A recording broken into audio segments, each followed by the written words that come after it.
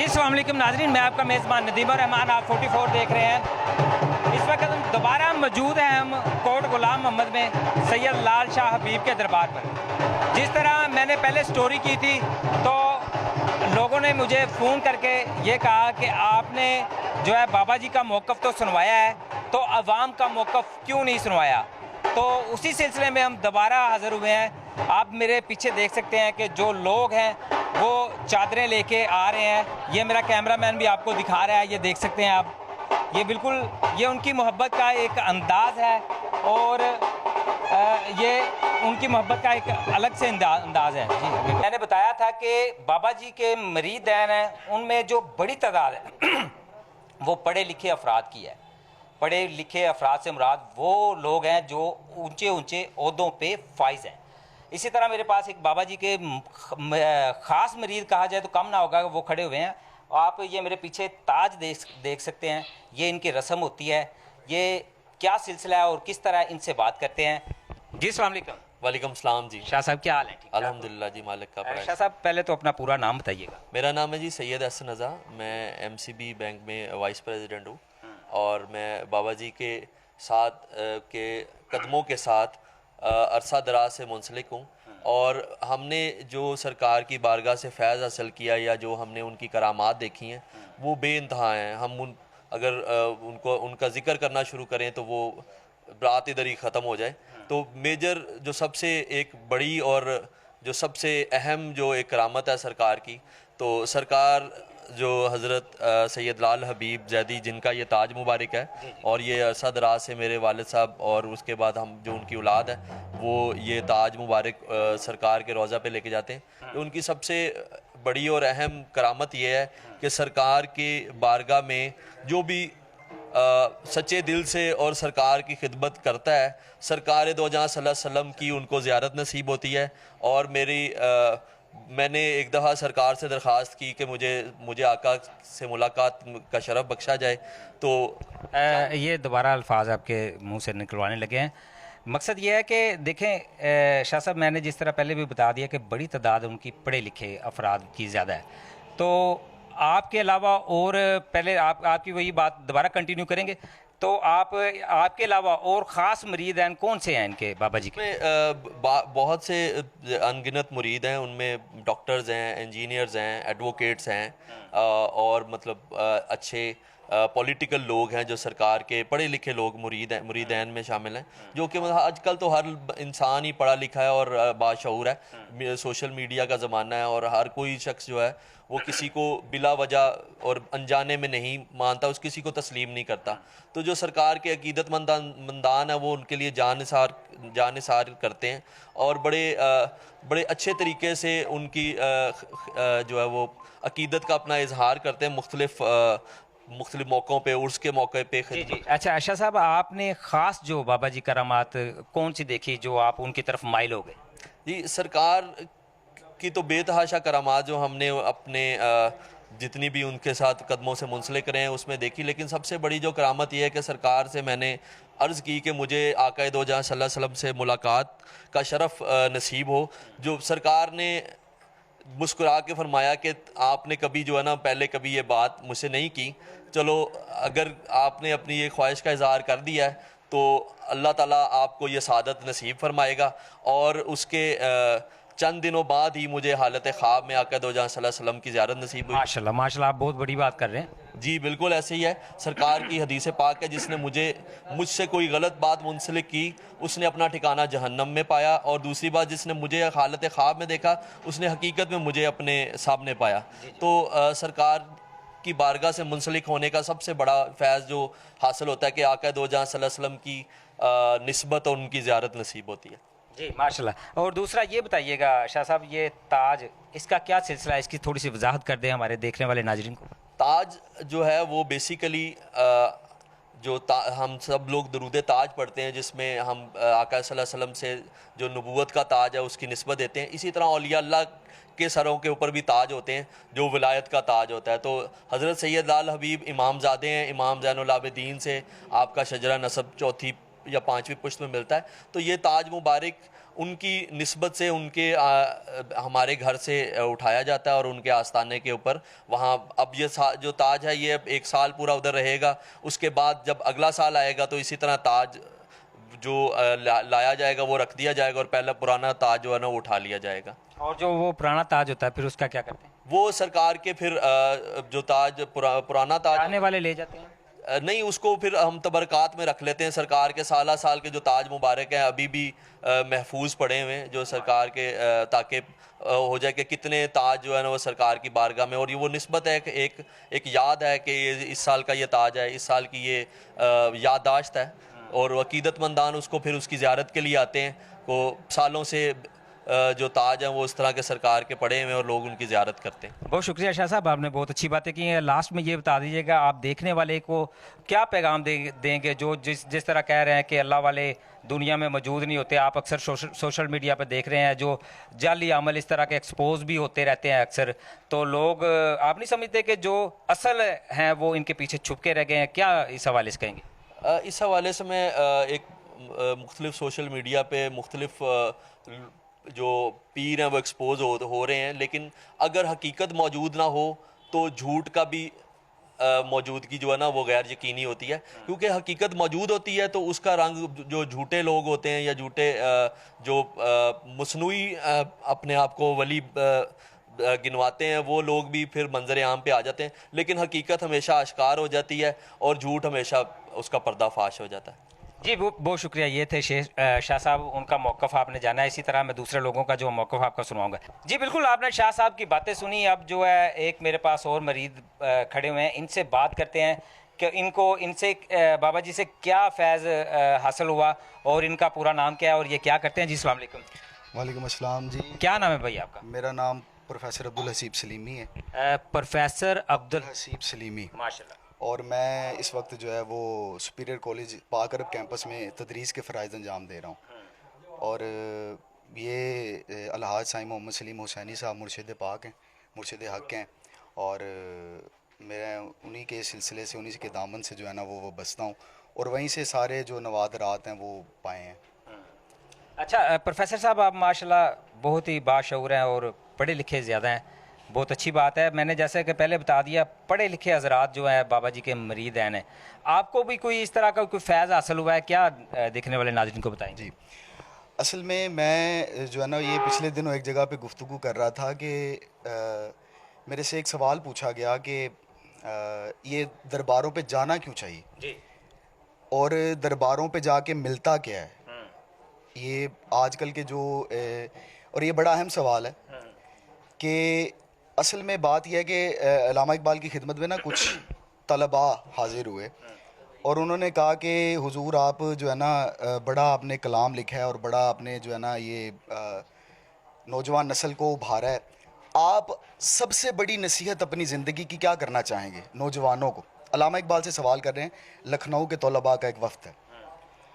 तो आप फरमा रहे हैं कि तोड़ा नहीं जादू मेरी तकबीर ने तेरा, है तुझ में मुकर जाने की जुर्रत तो मुकर जा। कहता है ज़माने से ये दरवेश जवां मर्द, जाता है जिधर बंदाए हक तू भी उधर जा। कि अगर तुम्हें कोई बंदाए हक मिल गया है तो उसके पास बैठो, उसकी पैरवी करो और उसी के अंदर तुम्हें तुम्हारी सारी निजात, तुम्हारी सारा इल्म, तुम्हारे सारे सवालों के जवाबात तुम्हें वहीं पे मिलेंगे।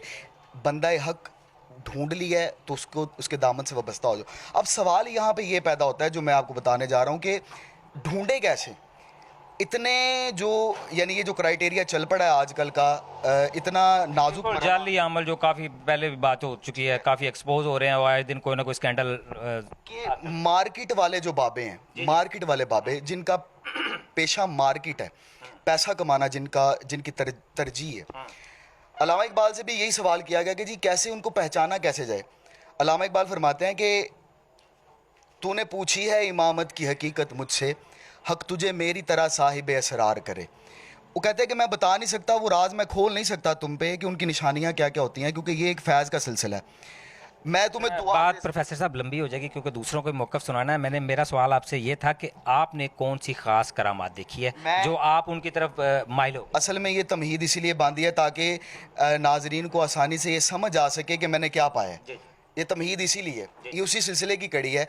सिर्फ 2 मिनट की गुफ्तगू है, ज़्यादा लंबी चौड़ी गुफ्तगू नहीं है। तो उन्होंने कहा कि हक तुझे मेरी तरह साहिब, मैं तुम्हें दुआ देता हूँ कि तुम्हें अल्लाह मेरे तरह साहिब असरार कर दे, राज वो ता तुम्हें भी कर दे जो मुझे उसने किए है वही तेरे ज़माने का इमाम बरहक, वही बंदा हक है, वही मुर्शद हक है, वही वली कामिल है वही तेरे ज़माने का इमाम बरहक जो तुझे हाजिर व मौजूद से बेजार करे, जिसके पास बैठ के इस मटीरियलिस्टिक वर्ल्ड से आपका ताल्लुक ही ख़त्म हो जाए, जो आपके दिल से दुनिया की मोहब्बत निकाल के अल्लाह की मोहब्बत डाल दे, वही बंदा हक है। जिसके पास बैठ के आप ये महसूस करना शुरू कर दें कि मेरा दुनिया यानी मादी दुनिया से मेरा ताल्लुक़ ख़त्म हो रहा है और मेरा स्पिरिचुअल वर्ल्ड के साथ, मेरी रूहानी दुनिया के साथ मेरा ताल्लुक़ ज़्यादा मजबूत हो रहा है, वही मर्द हक है। तो मैंने कभी भी जो है ना इस तनाजुर में नहीं देखा। मैंने क्या पाया है वहाँ से, मैं उसको पीर नहीं मानता, मैं उसको बुजुर्ग या उस वली नहीं समझता जो अमरूद पड़ा हो उसको तरबूज कर दे और तरबूज पड़ा हो उसको अमरूद कर दे। आपकी बात काटने लगी है, आपका इशारा हक नकीब साहब की तरफ नहीं, मैं किसी का नाम नहीं लेता क्योंकि हमें सिखाया ये गया, मेरे मुर्शिद पाक ने, बाबा जी ने, सरकार अलहाज साई मोहम्मद सलीम हुसैनी साहब ने ये हमें फरमाया, ये दर्स दिया है कि किसी के झूठे को भी झूठा नहीं कहना, सबकी ताज़ीम करें, उनके मनसब की ताज़ीम है, वो जिस मनसब पे बैठे हैं, हमें शख्सियत से कोई गरज नहीं है। बिल्कुल। तो बात यह है कि वो तरबूज है उसको अमरूद कर दे या अमरूद को तरबूज कर दे या दीवार चलने लग पड़े, इल्म बड़ा है लोगों के पास। बहुत शुक्रिया। लास्ट में मुख्तसर सा नौजवानों को क्या पैगाम दें? जी, मेरा नौजवान नस्ल को यही पैगाम है कि अगर ये जो है, क्योंकि मैं तदरीस के शोबे से वाबस्ता हूँ और मैं पाकिस्तान की सबसे बड़ी यूथ है, दुनिया की सबसे बड़ी यूथ पाकिस्तान के पास है और हमारे मुआशरे का सबसे जो परेशान शख्स है ना वो हमारे मुआशरे का नौजवान है। मैं नौजवानों को यही दर्ज देना चाहता हूँ कि ये आलमी इस्तराब, पूरी दुनिया का जो इस्तराब है उसका सिर्फ़ और सिर्फ एक ही हल है और मैं ये दावे से और यकीन कामिल की मंजिल पे आके कहता हूँ, उसका सिर्फ एक ही हल है। ये आपके अंदर का इस्तराब तब तक ख़त्म नहीं हो सकता जब तक आप किसी मर्द कामिल के दामन से वाबस्ता नहीं हो जाते। जी, बहुत शुक्रिया। जी बिल्कुल, आप देख सकते हैं ये शाह साहब जो हैं, ताज की रस्म जो हो रही है वो ताज लेके जा रहे हैं। टीवी 44 की स्क्रीन पर देख रहे हैं, शाह साहब भी मौजूद हैं और उनके पीछे जो है बड़ा क्राउड है। जिस तरह अल्लाह अल्लाह करने से नहीं मिलता अल्लाह, अल्लाह वाले हैं जो मिला देते हैं अल्लाह से। मेरे पास एक और मरीद बैठे हुए, इनसे जानते हैं। जी अस्सलाम वालेकुम। वालेकुम। क्या नाम है भाई आपका? साजिद हुसैन नाम है। साजिद भाई क्या करते हैं आप? मैं पहले तो एमसीबी बैंक में OG1 रहा हूँ, ग्रेड 1 में, और अब मैं अपना प्रॉपर्टी का बिज़नेस है और साथ 1-2 और काम करता हूँ। मैंने बैंक की जॉब छोड़ दी हुई है, मैंने तकरीबन 3 साल का अरसा हो गया है, तो मैंने बैंक की जॉब छोड़ दी है। तो अब मैं क्या समझते हैं कि आप वली अल्लाह के दरबार पे आते हैं, यहाँ पे भी आपकी हाज़िरी देखी है? एक्चुअली यहाँ इस दर पे आने से पहले तो मैं तो जो है ना वो यहाँ पर आने से पहले तो मैं तो इन चीज़ों पे एतबार ही नहीं करता था। आप कह रहे हैं यहाँ से आने यहाँ पर आने से पहले आप एतबार नहीं करते थे, फिर ऐसी क्या बात हुई आपको एतबार हो गया? और मेरे एक दोस्त हैं जुल्फ़कार भाई, वो मुझे यहाँ पे लेकर आए थे, तो कुछ मसले मसाइल चल रहे थे, कुछ इश्यूज़ थे, कुछ प्रॉब्लम थी, तो वो कह रहे थे कि चलें, वो कहते हैं ना कि पीर फ़कीर की दुआएं करवा लेनी चाहिए, कोई मसला मसाइल हो, बाद औक़ात मसाइल ना हल हो रहे हों। तो मैं उनके साथ इधर आया और यहाँ आकर मुझे ऐसा महसूस हुआ जैसे कि हमारे नबी पाक सल्लल्लाहु अलैहि वसल्लम के ज़माने में कहते थे ना कि आपको लोग समझते कि ये जादूगर हैं, कि इनके पास जो आ जाता था इन्हीं का होकर रह जाता था। तो यहाँ पे आकर मैंने भी यहाँ पे ये फ़ील किया। मैं जब आना शुरू हुआ तो सुकून का महसूस हुआ, ज़िंदगी में आसानियाँ पैदा होना शुरू हुई। हालांकि उन्होंने सिर्फ यही है कि दुआ की है, उन्होंने कहा दुआ करते हैं कि अल्लाह ताला बेहतरी करेगा, लेकिन पीर फ़कीर की दुआओं में इतना असर मैंने देखा है कि मैं जो है ना इनका मरीद होकर रह कायल हो गया। देखने वालों को क्या पैगाम देंगे? अच्छा एक बात बता दें, आपको मैंने कोई सिखाया तो नहीं या मेरा कोई आपसे कोई तल्लक? और हकीकत बात के आप मुझे पहली दफ़ा मिले हैं, ये बताइए। जी मैं आपको बिल्कुल पहले ऐसे मीडिया पे देखते रहते होंगे। हाँ जी, मैं मुलाकात आपसे जी बिल्कुल नाजरीन, हमारा काम है हक और सच दिखाना, ये हम अपने पास से नहीं कर रहे। बाज़ आप लोग हमें तनकीद भी करते हो, यहाँ पे फ़िरका वारियत की बात नहीं है। ये इतने सारे लोग आए हैं, ज़ाहिर सी बात है इनको कुछ मिलता है, इनको कुछ फैज़ मिलता है तभी तो आते हैं ना। जी अस्सलाम वालेकुम। वालेकुम सलाम। बाबा जी, हमने आपका प्रोग्राम किया और लोगों ने बहुत ज़्यादा पसंद किया और लोगों ने बहुत ज़्यादा मोहब्बत दी। तो लोगों के इसरार पे हम जो दोबारा आ गए हैं कि उन्होंने कहा कि लोगों आपने बाबा जी का तो मौक़िफ़ सुनवाया है तो लेकिन लोगों का मौक़िफ़ नहीं सुनवाया। तो आज हम जो है लोगों का भी मौक़िफ़ सुनवाने के लिए यहाँ पे आए हैं। तो क्या कहेंगे आवाम को? अवाम से और उलमा से यही अपील करेंगे कि दीन को फ़िरक़ों में ना बांटो और ये सूफिया का जो पैगाम है वो मोहब्बत का पैगाम है। औलिया अल्लाह का पैगाम मोहब्बत का पैगाम है। लोगों को इकट्ठा करना है। दीन के दीन और इस्लाम का परचम इन्होंने सर बुलंद किया है और अल्लाह रब्बुल इज़्ज़त ने इनको इज़्ज़तें बख्शी हुई हैं। तो बाबा जी, ये लोगों की जो मोहब्बत हम देख रहे हैं, जिस तरह बार बार लोगों के इसरार पे आप लोगों की जो है मोहब्बत बाबा जी से दिखाएं, तो इनको क्या मैसेज देंगे, क्या कहेंगे इस हवाले से? इनको यही मैसेज देंगे कि असल बात ये है कि नबी पाक सल्लल्लाहु अलैहि वसल्लम की हदीस पाक है, जिस इंसान का इखलाक अच्छा नहीं है उसकी कोई चीज़ अल्लाह के दरबार में काबिल कबूल नहीं है। अपने हमसायों के साथ, अपने भाइयों के साथ, अपने बीवी बच्चों के साथ हर किसी को उसका हक दें। अपने हमसायों का हक दें, अपने बीवी बच्चों का हक दें और अपने हकूक़ुल इबाद को पूरा करें। ये ही पैगाम है और इससे बड़ा और कोई पैगाम नहीं है। मगर मेरे आका व मौला सैयद व सरदार सरकार रिसालत माप सल्लल्लाहु अलैहि वसल्लम की उम्मत हैं हम। तो मैं अक्सर कहता हूँ कि आपसे अगर कोई गैर मुस्लिम मिले, कोई बंदा आपसे मिले तो मुसलमान को देख के वो ये कहे कि यार ये उम्मती ऐसे हैं, इनके आका कैसे हों। ऐसा बन के मुसलमानों को नजर आना चाहिए अगर उनका इश्क नबी पाक सल्लल्लाहु अलैहि वसल्लम के साथ सच्चा और सलामत है। बिल्कुल, देखें ये अच्छी अच्छी बातें जो है बाबा जी ने बहुत बताई हैं और यही वजह है कि लोगों का जो हजूम उनके इर्द गिर्द मंडलाता रहता है। जिस तरह मैंने स्टोरी की और आपने काफ़ी जो कमेंट भी किए और मुझे बार बार फ़ोन भी किया और यही कहा गया कि ये देखें आपने सिर्फ बाबा जी का मौक़िफ़ दिखाया है तो अवाम नहीं दिखाई। ये मेरा कैमरा मैन दिखा सकता है, आप टीवी स्क्रीन पे है जो देख रहे हैं, ये लोगों का हजूम अभी तो सुनवाएंगे। इसमें एक बड़ी बात ये भी है कि बाबा जी के जो मरीदैन हैं, जो उनको मानने वाले हैं, वो ज़्यादातर जो है पढ़े लिखे जो अफराद हैं वो हैं। पढ़े लिखे से मुराद के वो ऊंचे ओहदों पे फाइज हैं। 44 की स्क्रीन पे जो देख सकते हैं लोग जो है हज़ारों की तादाद में यहाँ पे जमा है और ये उनकी मोहब्बत और अकीदत है जो आप देख रहे हैं। बिल्कुल ये आप लाइव नज़र देख रहे हैं 44 की स्क्रीन पर। ये जो है सैयद लाल हबीब शाह का दरबार है, वहाँ पे जो ताज पोशी की रस्म होने जा रही है।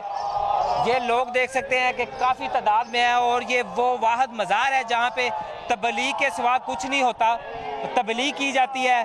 और जो साईं सलीम शाह साहब हैं, लोग इनसे मोहब्बत करते हैं, इनको चाहने वाले हैं। और शाह साहब का भी मैंने आपको मौक़िफ़ सुनवाया, उन्होंने भी यही बताया है कि ये जो है इनकी मोहब्बत का अंदाज़ है। ये जिन्होंने ताज उठाया हुआ है, इनसे बात करते हैं। जी अस्सलाम वालेकुम। वालेकुम सलाम। क्या हाल है भाई, ठीक हो? शुक्र है माशाल्लाह, आपके सर पे काफ़ी बड़ी जिम्मेदारी है, क्या कहेंगे इस हवाले से? सर ये तो मेरे मालिक मुर्शिद का जो हुक्म था, ये उसकी वजह से ये सादत मिली है। अदरवाइज़ तो बंदा ये सिलसिला कब से चला आ रहा है? ये सिलसिला जब से सरकार दुनिया में तशरीफ़ लाए हैं, ये सिलसिला तब से ही जारी है। लेकिन बंदे बदल जाते हैं, लोग बदल जाते हैं, वक्त बदल जाता है। ये सिलसिला ऐसे ही चलता रहता है।